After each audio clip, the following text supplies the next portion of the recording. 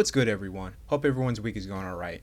This week's video is on the long-awaited Part 3 to Cherry Picking Gone Wrong. For anyone new to the series, I would recommend watching Master Cut of Part 1 and Part 2, where I thoroughly discuss as my intro what is considered cherry picking. With that being said, let's start the video.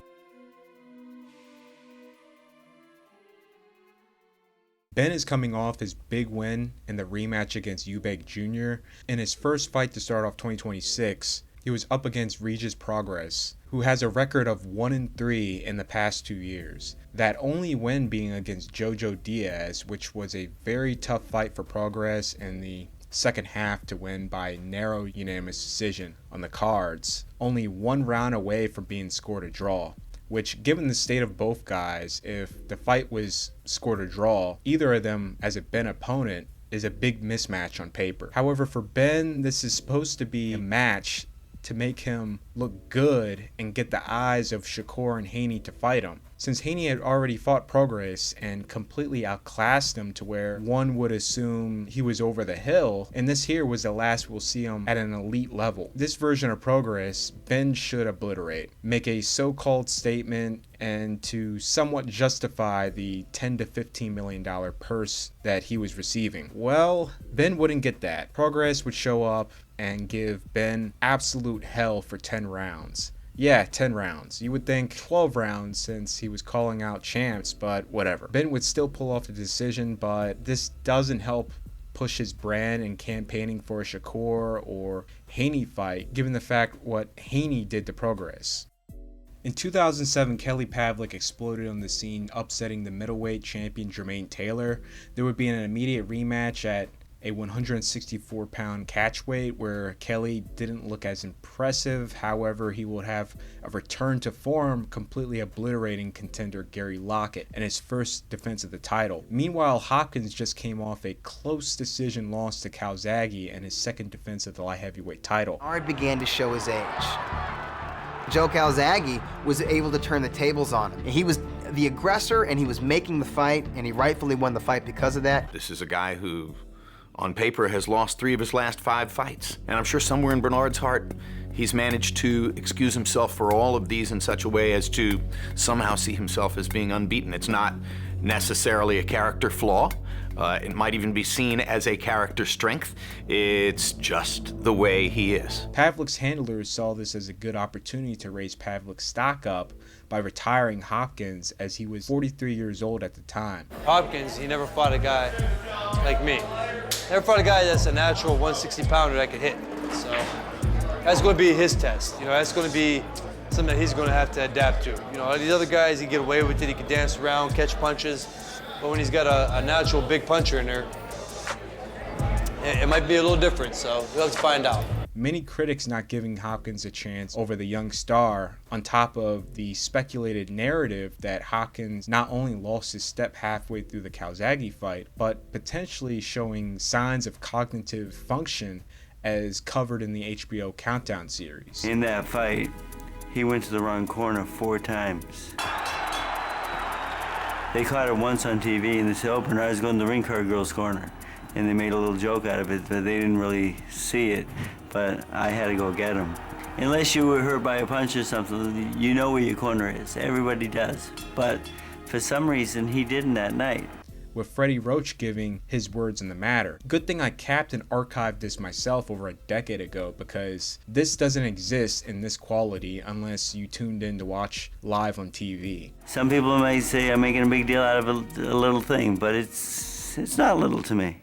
Something wasn't right. Coming into fight day, Hopkins came in as a 3-1 betting underdog. The fight was at a catch weight of 170 pounds, as Pavlik was still the middleweight champ, and it was tailored in a manner he would easily be able to come back down. Remember the Taylor rematch where Pavlik seemed off? This was to a greater effect, and despite Pavlik being the lighter man, Hopkins not only had the speed advantage across the board, he had the strength advantage as well. Pavlik seems unsure as to what is the lesson that he should have learned from this. I personally might suggest The lesson is don't go up 10 pounds in weight to take a fight that you don't need to take for much of any reason other than money. Where he was able to outmuscle Pavlik and turned it into his fight. Pavlik was overwhelmed by Hopkins' speed and strength to where he would get shut out on the cards and receive his first loss. Also, Kelly Pavlik's camp really didn't respect Bernard enough. They were so focused on, since Kelly's like on a roll now, he's just steamrolling everybody. It's just what round we would knock him out in. It's not even a question about it, whether he can beat Bernard, and that was a major mistake. The greed that he had turned out to be good. The greed that Kelly Pavlik and his advisors had, which was to try to put an old scalp on their belts, turned out to be very bad. Before we get back with the video, be sure to hit that like button, and if you're new, subscribe for the rest of the subs to see. If you enjoy the content, this is the best way of showing your support. The comment section topic is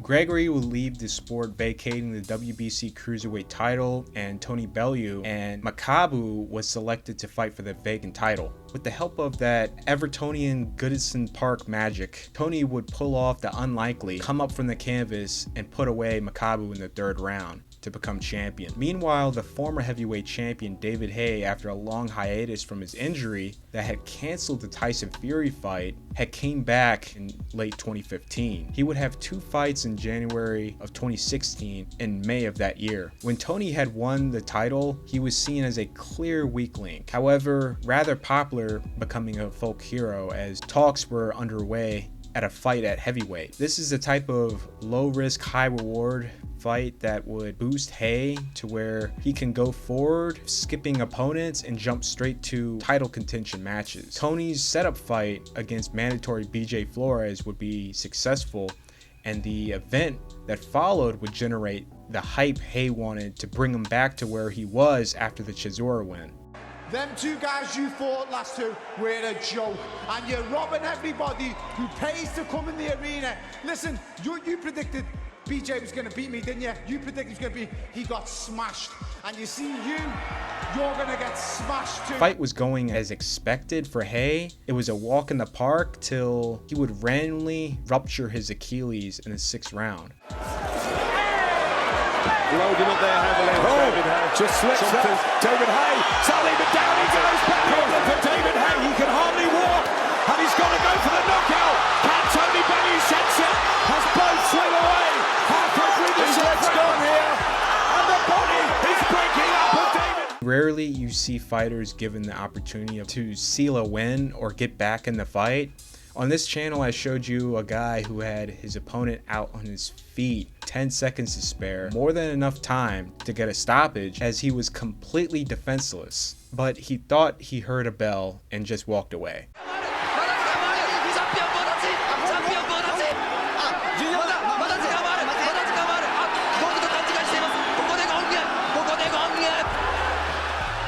Tony with the mindset of Vegeta during the Planet Namek / Ginyu Force arc. He's in massive trouble. David Haye breaking down here. Tony Bellew coming forward, but he's dangerous. Very dangerous, but here comes Bellew. And left hand's wobbled him. And David Haye is on the brink here. And down he goes. And we could be on the verge of one of the biggest upsets in British boxing history. Would take absolutely no chances and immediately jump on Haye, plastering him. Full power, Vegeta versus Raccoon like. I've never seen a guy who was clearly losing get an opportunity of a lifetime and be as assertive as Tony in that moment. Right hand to left hook, looking like it clean. Bellew right hand, left hook. David Haye trying to clean up. Down he goes. The bell's gonna come any moment. And Tony Bellew with a right hand. And the bell goes, and David Haye just about makes it back. Maybe I'm biased because I'm a big Everton supporter for many years. Since David Moyes was coach, I was rooting heavy for Tony to pull off the upset, and he would do so in the 11th round. This is where Tony needs him. Oh, Bellew's got it. Shots. And down goes Haye, and physically, can he even get back through the ropes? The count is at 9. The towel's gone in, and Tony Bellew causes a seismic shock. Haye has possibly some of the worst luck I've ever seen because he got injured leading up to his mega fight with Vladimir Klitschko, which canceled the fight. Then fast forward, again, he injures his toe just before the Klitschko fight. With my particular style, I couldn't push off my right foot. As you can see, I broke my toe. And then again injures himself before the Tyson Fury fight. Then for this to happen, possibly the worst luck I've seen from a fighter in the 2000s. Or a football equivalent, or Everton equivalent. When this happened, I would say Everton's 2-1 win against Tottenham. Tottenham had scored very late in the game, and out of nowhere, in the last couple of minutes of the game, they would tie it, and then in the final minute, Gibson would send it to Velios, who would bicycle kick it to Jelavic, who taps it in for the game winner. 2 goals in 1 minute for the win. That was then, and today I would say Everton's final home game against Crystal Palace. The win that saved the team from relegation because there was no shot in hell we were going to get the 3 points against Arsenal to save the team. Down 2-0, Everton will pull off the impossible, scoring 3 straight goals. Before we get to this, I get plenty of people telling me to include Bivol. This is far from a cherry pick. Bivol was seen as a future to bring back the light heavyweight division after Adonis Stevenson held it up for so long, and by that point in 2022, he was the best in the weight class. Canelo's run at light heavy was a bit of a asterisk as Kovalev was a last-minute fill-in after the failure of setting up a September undisputed unification. Kovalev earlier that year got brutally put away by Leiter Alvarez, then some months later had a damaging bout against Anthony Yarde for the title, which he did come up as the winner, but needed far more time to rest his body. Kovalev only had 2 months to recover and be ready to fight Canelo. This would have been closer to being categorized as one rather than Bivol, which Bivol was clearly not. Bivol was in his prime, a champion, and heavily respected among hardcore audiences as the class of the weight class. A win here would bring legitimacy to being a 4-division champion. One of these 2 guys, I think, Jim, is the best light heavyweight in the world. It's Bivol or Kovalev. And boy, Kovalev's going to have to be very impressive to make me believe that at this moment he's better than this.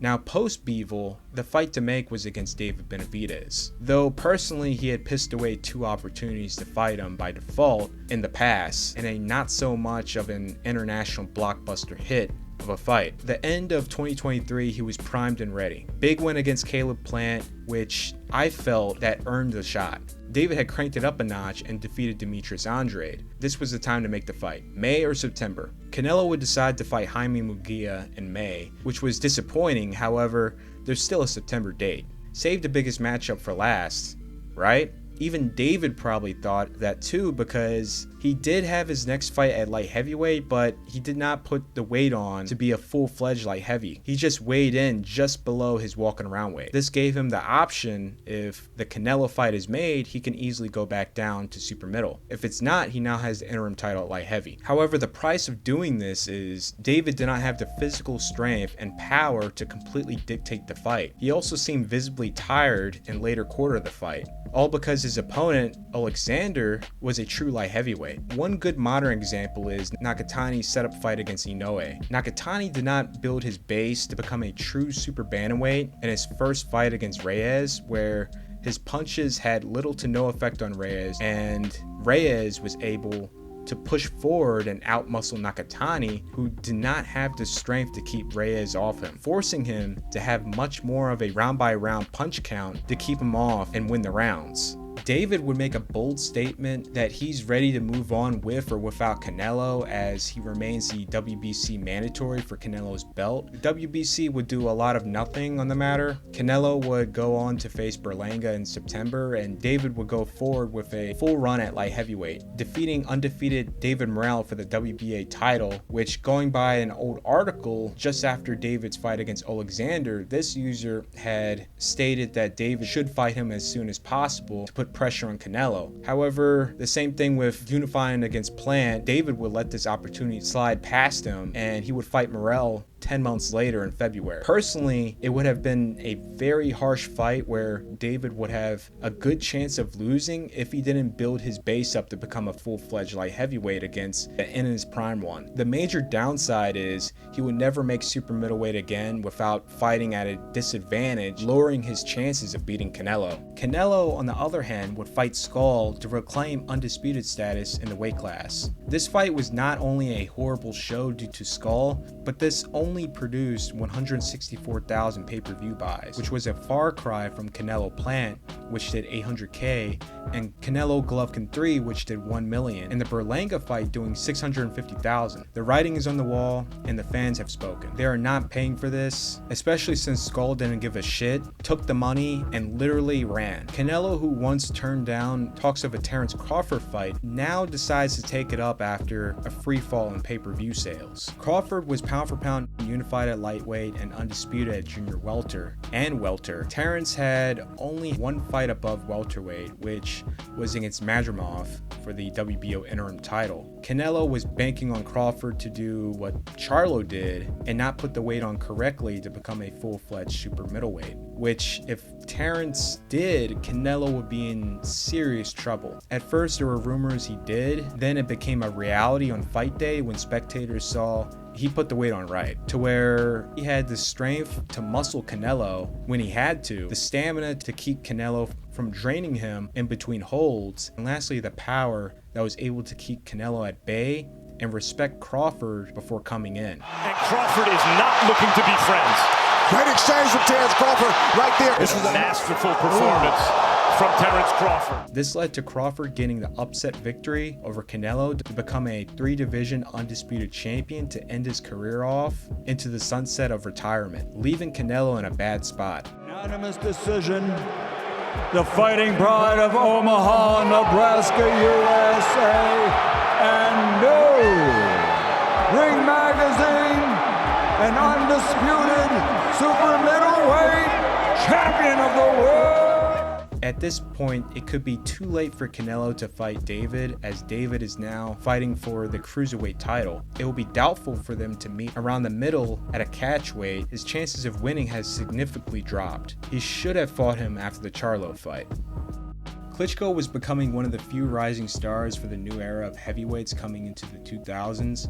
In the year 2000, Vladimir would avenge his brother's loss to Chris Bird by defeating him to become the WBO champion. After 5 straight knockouts and starring alongside Lennox Lewis in the blockbuster hit Ocean's 11. And for several hours, Lennox Lewis and Vladimir Klitschko were more or less face-to-face, shoulder-to-shoulder with one another. They actually stood in the ring and threw punches at one another, shadow boxing. Probably never in the history of the heavyweight division have 2 heavyweight fighters been in a situation like this months before they're likely to fight for the championship of the world. And there's a look at some of the stuff that went on here the other day. It was just an amazing day-long event. And Larry, I know that Klitschko was offered a highly lucrative HBO deal, which was a 9-fight contract. His first fight under the contract would be against Corey Sanders. Sanders hadn't had a proper fight getting rounds in since his defeat against Hasim Rahman. In total, Sanders had only fought 3 rounds, fighting on the lowest stage of the sport before being called up to fight for a world title. Towards the end of the first round, Vladimir, clearly out of rhythm by Sanders, would find himself floored to the canvas. Lowering his height some more. Klitschko goes down on a huge left hand inside by Corey Sanders. Then dropped again. Vladimir down a second time. And the next big thing is about to become the last big bust. Right at the opening bell of the second, Sanders floors Klitschko for a 3rd time. Klitschko, showing poor defensive and survival skills, was unable to tie up, which allowed Sanders to let his hands go, getting the upset victory. Well, we know what Hasim Rahman was able to do in this situation. He was able to come back and knock Sanders out. Now Klitschko's down a 3rd time. He's hitting him with. And he's attacking to try to get out of trouble instead of holding. And this is not going to go well. Another knockdown, the 4th time, and the referee, Gennaro Rodriguez, stops the fight, and thus ends the Vitaly Klitschko, or the Vladimir Klitschko Express.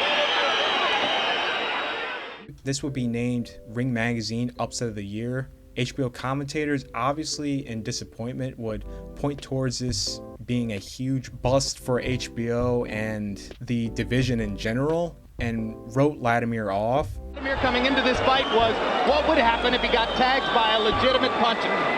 Now we know. Referring to George, no, I mean, you just can't. People saw him as a great and he prospect. still is a great prospect. Well, he got caught cold. I think he's got a future in this sport, and he's not done. There's a lot of money and a lot of championship belts still awaiting him. You just can't come out of your corner and out of the dressing room dry like that, not even warmed up. He didn't even bounce up in the corner. The only guy who aggressively stuck up for Latimer was George Foreman. First of all, he's got to take some time off. He's been traveling all over the globe like a globetrotter. Take some time out. Understand, nothing's wrong with him. He just got caught with one good one. Joe Louis, George Foreman, you name them. We've all had it happen to us. He can come back and even bigger. I really don't know how this fight was made, because Zafara was a young, untested fighter who should have never been in this position. It should have been given to a veteran. PBC was just formed and they were just throwing money at their stable, and the matchmaking was a hit or a huge miss, as in a mismatch. Quillin just came off a draw against Andy Lee. The fight was for Lee's WBO title, who he had just won from defeating Korobov, which that title was originally vacated by Quillin for not fighting Korobov. Since Quillin didn't make weight, no matter what, Lee kept the title. I don't know who wrote these notes on BoxRec. The way it's written is not what you would expect on this website, but if anyone wants to know why, Al Heyman was beefing with Beyonce on a pending lawsuit, beefing with Jay-Z by association, and beefing with Top Rank. What made matters worse was Jay-Z stepped on a lot of feet by throwing an insane amount of money to win the purse bid for Quillin versus WBO mandatory challenger Mate Korobov, who was Jay-Z's fighter, which was also under the Top Rank banner. Quillin was set to make a career high of $1.4 million at this time, and still at this time, that's a ridiculous amount. Far smaller fight, smaller audience for the WBO title, and a title holder at that, not the legitimate champ of the weight class, is being paid 3 to 4 times what they usually would get paid. Keep in mind, the middleweight champion Sergio Martinez was paid $1.4 million against Julio Cesar Chavez, which was a far bigger fight. Politically, Heyman obviously didn't want this fight to be made, as it would pose an issue with setting up a Jacobs fight where it would set a precedent that would lead to both guys to demand much more money. Quillin would, out of nowhere, vacate the title and claim that the birth of his child was the reason why. So with all that being said, where does Zerafa come into the picture? People know him now, but then he was an absolute unknown. He did boxing, he dabbled in exotic dancing on the side, stacking up a record of 17-1, but only fought one fight that was more than 8 rounds. That one fight ending in a loss, which that guy who beat him was more qualified because he won the WBO Youth and Pacific titles and the WBO NABO title. However, Zerafa was chosen instead. This was pretty much the middleweight version of Garcia versus Salka. This guy had no business being in a 12-round bout against an undefeated former champion, and it showed within a matter of the bell ringing. After carrying Zerafa for 5 rounds, Quillin would hastily finish him. The PBC page had long since edited out the ending, but Zerafa had to be taken out in a stretcher. This was frowned upon with hardcore audiences, and there was a concern with the direction we were seeing with boxing along the network divide, but this fight would quickly be brushed under the rug as Jacobs versus Quillin was made for December of that year. Isaac Cruz was seen as a boogeyman in the lightweight division to end off a solid 2024 year. After dethroning Rolly Romero for the WBA junior welterweight title, he was up against massive underdog, the 13-2 Jose Valenzuela. A year and a half, his record is 1-2, that being a 2-fight losing streak. 3rd round KO against Edwin De Los Santos, and a close UD loss against Chris Colbert. In his next fight, Rayo would win the rematch against Colbert. This would be Ray's first fight at the 140-pound limit and second 12-round fight. To fight a guy that fights like leg, that's what happens in this. And Valenzuela's doing a good This fight's gonna be better than steady. I like the way he's starting up. I like the way he's boxing and the way he's countering off the rope. A fight that was supposed to showcase Cruz on the international stage, introducing himself to new boxing viewers since this was part of Riyadh's season. He's beaten 3 of them. The uppercut perfectly timed, just like that. Just success, Sergio, like you said. Coming forward, letting his Vargas out. Into the fact that he was able to knock back. Look, see, he stands right there. I love the way they're in the middle of the ring. Round 3.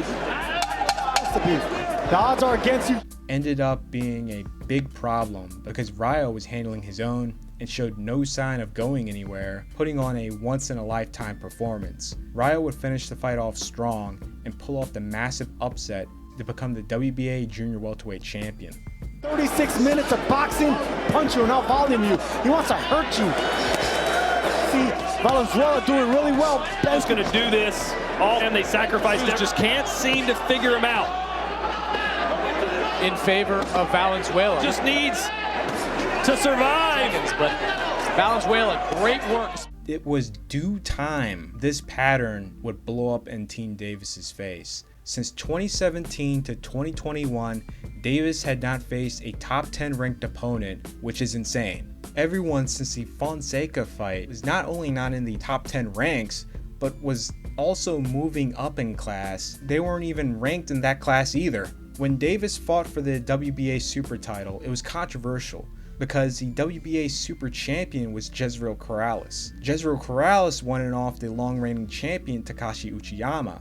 In 2017, Corrales would not make weight in his fight against Machado. Machado knocked Corrales out to become the champion. Somehow Machado was demoted to regular status, and Davis, who was not ranked by the WBA, would somehow fight Jose Cuellar for the vacant WBA Super title. Jesus had not fought in almost 2 years and not recorded a win in 3 years, and somehow in his hiatus, he's given a shot to fight for the vacant Super title against a guy in a weight class he's never fought in. Look at this. Just look at it. These are the September 2017 WBA ranks, a month after Davis was stripped of the IBF for failing to make weight. See Corrales as a super champ?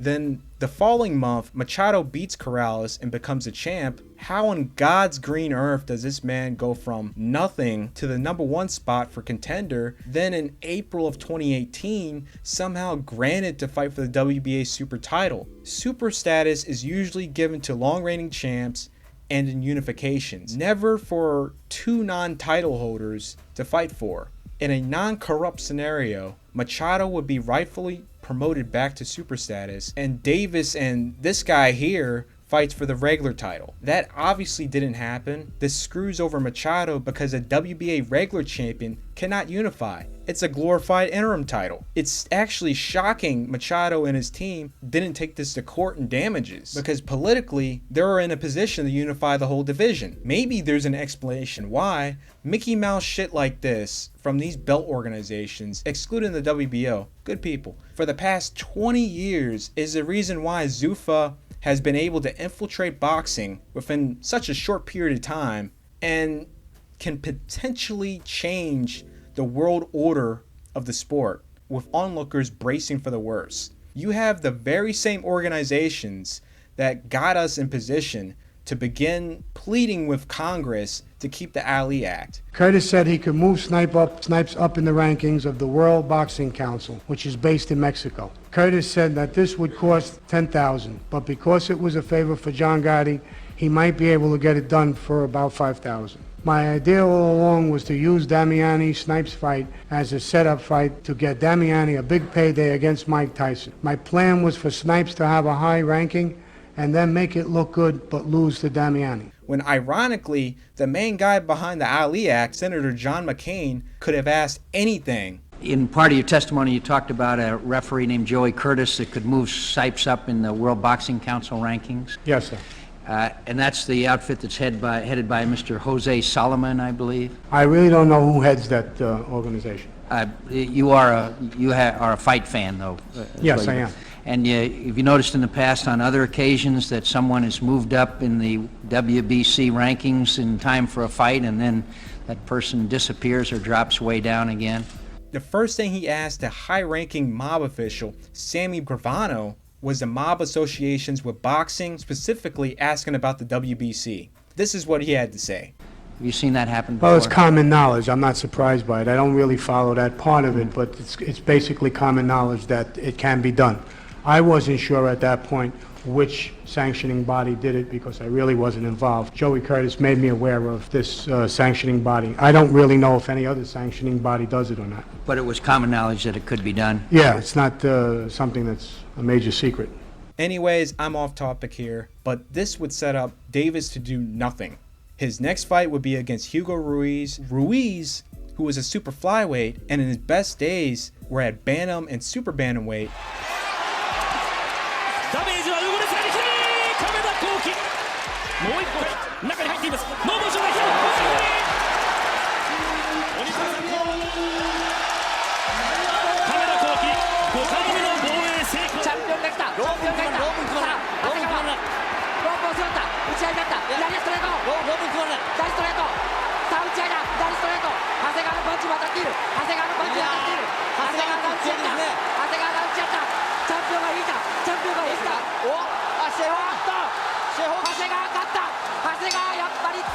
Would move up to face Davis and get blown out. Next fight, Ricardo Nunes. I don't know how he got ranked by the WBA or got a shot to fight for the title. All his fights are 1 to 3 pounds above the super featherweight limit, and 2 were at the super featherweight limit, and those 2 guys he fought were certainly not enough to rank him that high to get a shot for the title. Then you had the Gamboa fight, which was pretty much billed as his retirement fight, as it wasn't that long ago he was in a 12-1 upset defeat against Robin Castellano. Davis being spared of an even tougher fight than it should be, as Gamboa had injured himself in the second round to where he couldn't properly plant himself to throw punches with power and accuracy. If you check the Ring Magazine rankings when the Leo fight was announced, Ring Magazine had delisted both Davis and Cruz from the ranks. Barrios will be the first person since the Fonseca fight to be in the top 10 ranks by Ring Magazine. Josh Taylor was the undisputed champion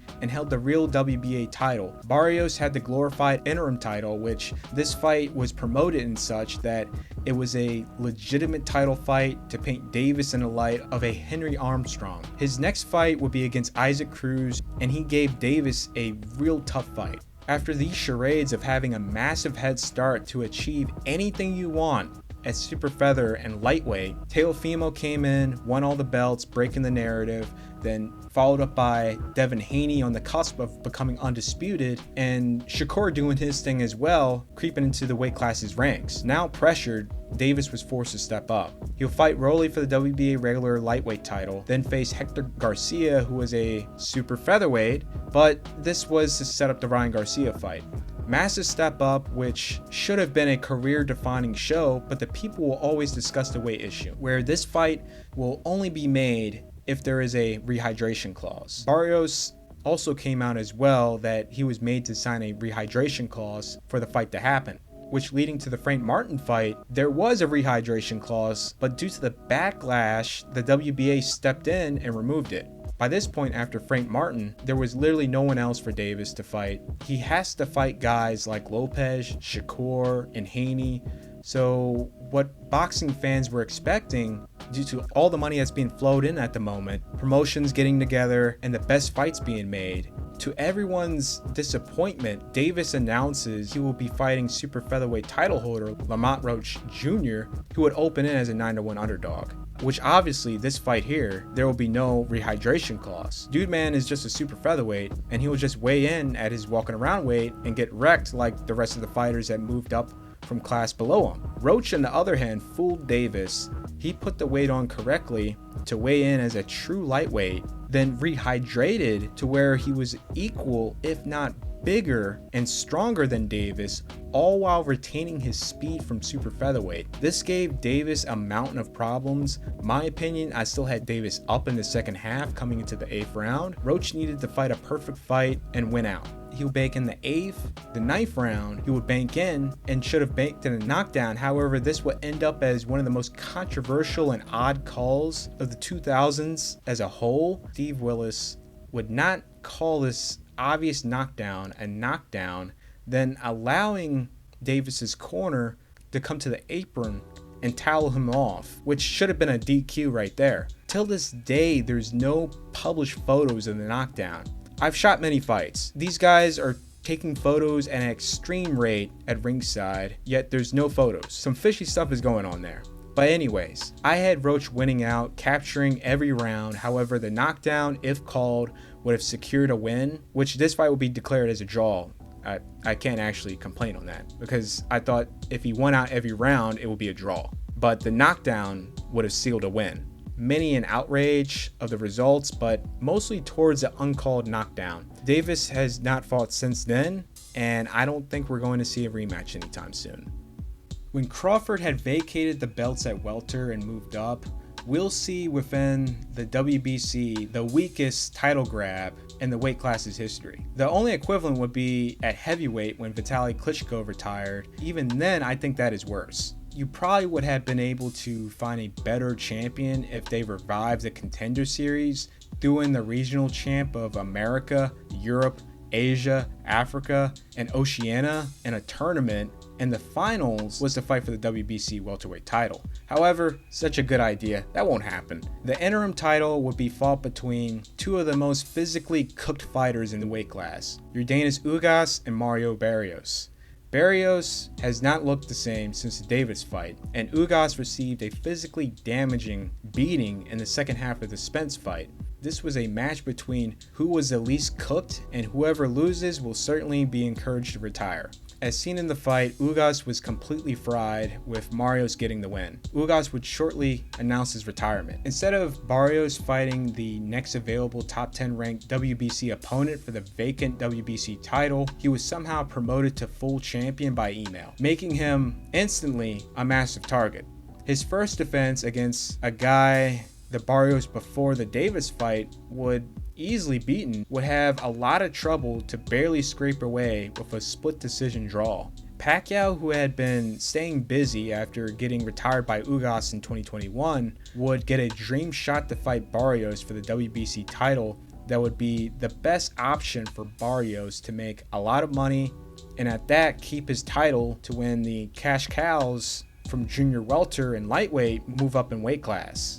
The general public immediately called this out to be a massive mismatch, with Pacquiao coming in as a 3-1 underdog, with Ali Berbick-like comparisons. When I made this post, folks had a lot of bad things to say. And come on, man, I thought I taught y'all better. Personally, I didn't see this. I had a privilege of meeting Manny and working his fight in South Korea. He looked good, his foot speed getting in on the inside obviously had slowed down, but if he came in the same as he did in Korea, he had a chance of winning and ruining whatever plans they had with Barrios. I was telling my friend, don't bet on a Manny win, though I personally thought he would win, but if he doesn't drop him or stop him, it's going to be ruled a draw, and those odds are much higher at 10-1. Well, Manny looked amazing and gave Mario so many problems. If this was a fraction of the Manny that fought Keith Thurman, I would only hope the ref would stop the fight soon as it started to look bad, because if not, Manny may have sent him to the hospital. Personally, I thought he did just enough to win, but like I said, no way in hell they're gonna give that to him, and the fight was just close enough to justify giving it a draw, which there were people still angered, but not on the level that would cause big problems. If Manny had dropped him late, then the judges would have been forced to give him the decision, because if there was a draw, the optics would have been horrible. So Barrios now has 2 draws in a row in title defenses of a belt that he should have never had in the first place. He will be later matched up against Ryan Garcia, and well, the obvious would happen. We'll see a huge shutout for Ryan to pick up the title.